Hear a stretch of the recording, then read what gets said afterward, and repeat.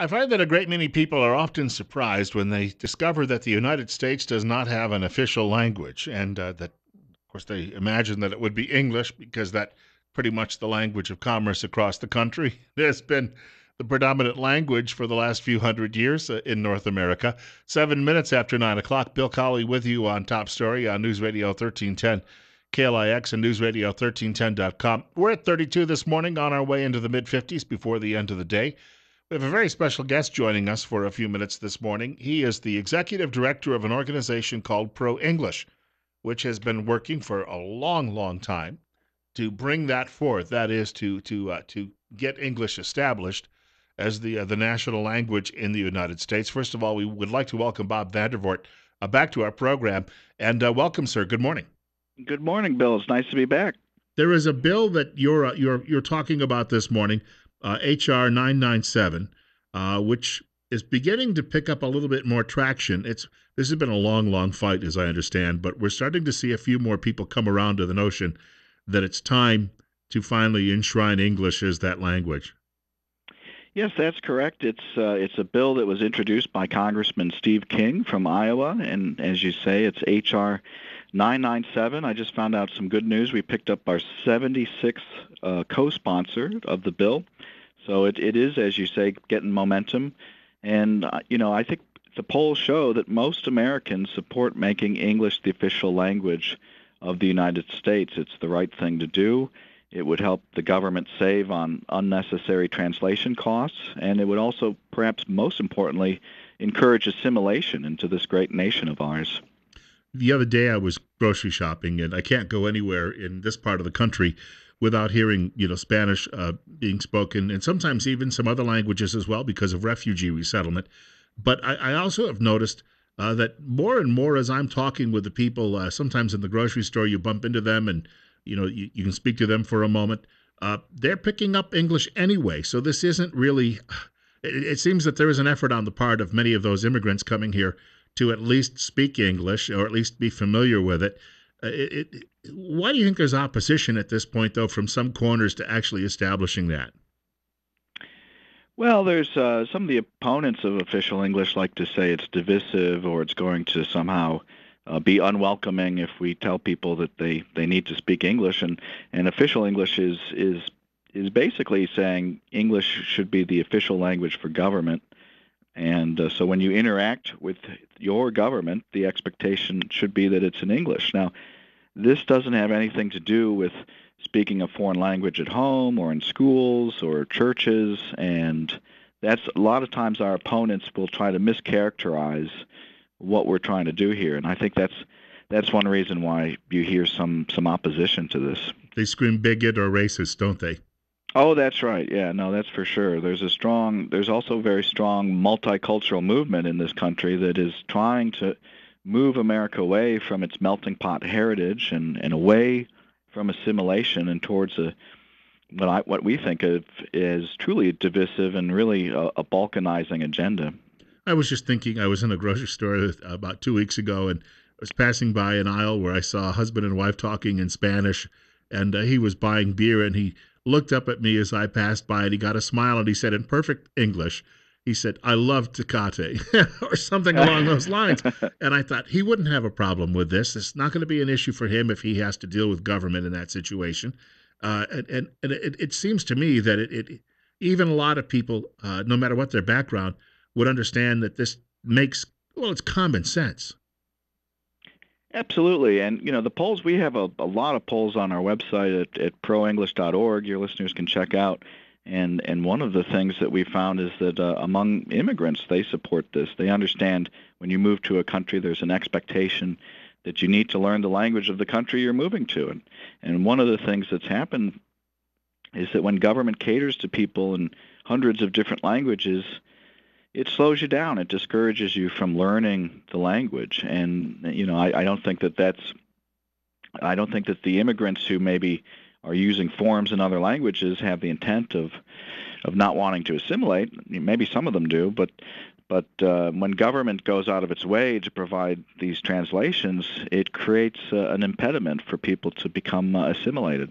When I was a talk show host many, many years ago in upstate New York, I can remember reading where certain school systems in the state were teaching as many as 18 or 20 different languages in just individual schools. And you think about the cost of that. I had that conversation, in fact, at my daughter's school.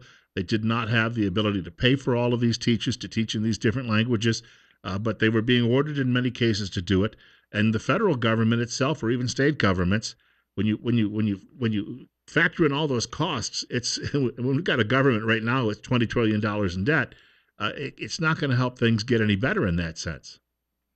Oh, absolutely. You're 100% correct. It is a problem because we are spending so much right now just on translation costs alone at the local, state, and federal level, and that's money that could be better spent on all kinds of things, and it certainly should be used to encourage people to speak English and not to teach them in their own language and print ballots in different languages and that sort of thing.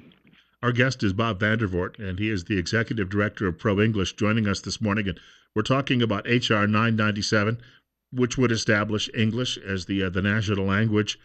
You were mentioning to me off air that you don't see anyone in Idaho supporting it, whether it be in the House or Senate. That's correct. Yeah, which came as a little bit of a surprise because the Idaho has a reputation of being a fairly conservative state, and this should be an easy bill for the Idaho delegation to hop on. But we definitely need the congressman from Idaho to support it, Raul Labrador and Mike Simpson, and same in the Senate. We have a similar bill that Senator James Inhofe from Oklahoma has introduced. It's S678. And we need both Idaho senators to support that as well. I would think that with what's going on right now in the Republican presidential race, people would get the idea that this is what a large block of Americans want. Well, that's a good point. And actually, we've released on our website at proenglish.org a presidential grades for all of the candidates who are running. And we score them on different aspects of assimilation, support for official English, their position on multilingual ballots, those sorts of issues. And to our surprise, there are there are not as many candidates out there speaking on this issue as there should be. And the polls show over 80% of Americans support it. It would be a winning issue for any candidate who wants to take it on. Do you have who leads that scoring right now among those presidential candidates? Well, you might be surprised, but actually Kasich does the best in our calculation. When he was in Congress, he was a co-sponsor of the official English bill. He supported a bill that would encourage English in the workplace, and he said some very positive things about encouraging assimilation and opposing multiculturalism. So we were kind of surprised, but he actually does come out really the best. I know. You'd expect someone like Cruz or Trump maybe because they have a reputation of being very conservative to really be strong on the issue. And they have said positive things about English, but they haven't actually, put their name in print on some of the things like Kasich has. A lot of states have debated this issue. When I lived in Delaware many years ago, in fact, he was my representative in my neighborhood. He was the backer of this bill on the state level many, many times. It never went anywhere because what would happen is the state's largest newspaper, which was, gosh, here we go, a surprise, controlled by a liberal cabal, would immediately rail against his bigotry, etc., and other legislators would then back away from supporting him. But if we could do this in on the state by state level, would that be a good start? It would be a great start. In fact, Idaho already has made English its official language. Idaho is part of 31 states that have done this. There's 19 more that we need to go to reach that, and that would be would be a very positive thing if we did that. The one thing to keep in mind is that only impacts what goes on at the state level. We would still need a bill at the federal level to pass, be signed into law to affect government functions at the federal level. Right, and I think most people, as they grow older, a lot of their business when they have to go to an office is generally more at the federal level than it would be at the state level. You're talking Social Security offices, or if you're in a veterans office, all of those things. Most people think about that first when they think about dealing with a government. That's right, and those agencies you mentioned, provide all kinds of translation services and forms and documents in multiple languages, and this is a huge cost to the taxpayer. And as we've said, it doesn't help people to learn the language and assimilate. So we do need to get this law passed, and the sooner the better. Bob Vandervoort is our guest. He's the executive director of Pro English, speaking with us this morning about H.R. 997, which, of course, would enshrine, if it ever became law, would enshrine English as the national language. Historically, why we understand that there's been some discussion about this really since the founding of the Republic. Why do you suppose this never has happened? Well, I think it was one of those things that was just taken for granted. I mean, our founding documents were all written in English. The Bill of Rights, the Declaration of Independence, the Constitution. The founders, I think, assumed that when people came to this country, they were going to speak English, and that was, I don't think that there was. I think there was this expectation that, since the government itself was set up with English documents and English laws and those sorts of things, that wasn't going to change. So what's happened, and actually over the decades it wasn't really necessary, because that was a commonly held assumption among all Americans. Even immigrants who came to this country understood that they needed to learn English. What's happened probably since the 1960s and 70s, you had this move towards multiculturalism and bilingualism, political correctness. All of these things have created this kind of linguistic balkanization, you might say. And so that's why, in response, there's a push to codify English as the official language for the federal government. Again, for people who didn't pick it up earlier, what's the website address so they can get more details about this? It is proenglish.org, and if they check it out, they can also sign up for our occasional email alerts, and we'll keep them updated on this issue.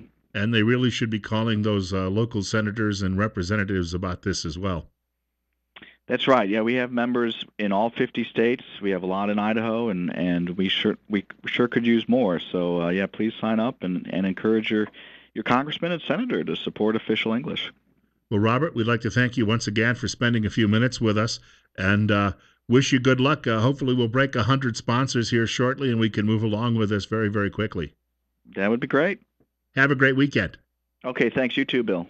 Bye-bye now. Bob Vandervoort joining us this morning on News Radio 1310 KLIX and newsradio1310.com. He is the executive director of Pro English, talking with us this morning about H.R. 997 or 997, which would establish English as the national language, which the United States doesn't have a national language right now, an official language. And this effort, as he pointed out, is growing, but it's not getting a lot of help from your Idaho congressional delegation. 20 minutes after 9 o'clock. Bill Colley with you on Top Story. Got a few more thoughts on last night's Republican debate. That's coming up on the way in just a few minutes, right here on News Radio 1310 KLIX and newsradio1310.com. It's 34.